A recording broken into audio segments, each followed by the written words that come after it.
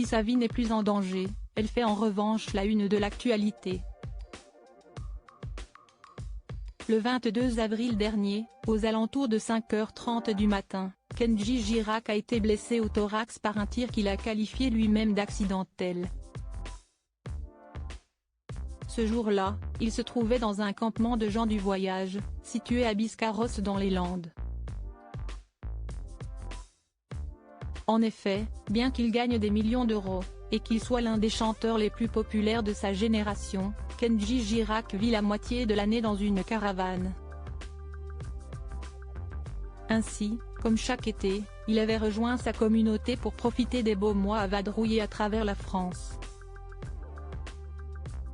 Un mode de vie gitan, auquel le gagnant de The Voice saison 3 est particulièrement attaché, comme il l'avait confié aux Parisiens, en 2020. La vie de luxe, ce fils d'élagueur qui continue de prêter main forte à sa famille et sur certains chantiers ne s'y fait pas.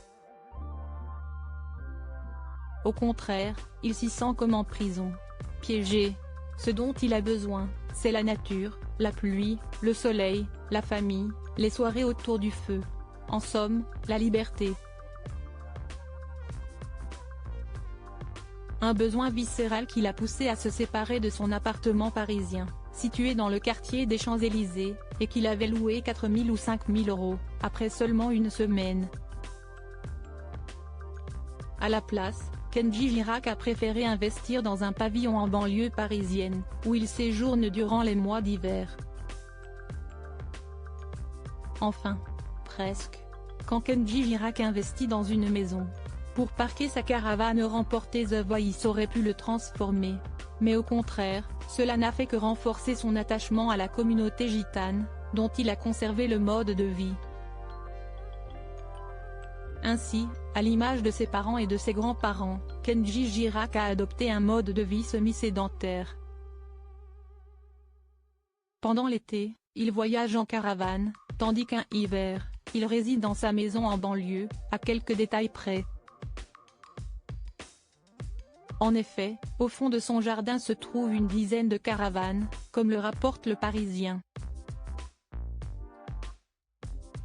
Celles de ses parents, de ses sœurs, de son frère, de ses neveux et nièces, ainsi que la sienne. L'interprète de Bella a d'ailleurs avoué à nos confrères qu'il y dormait même en hiver, au moins aussi souvent que sous le toit de sa maison. Article écrit en collaboration avec 6 médias.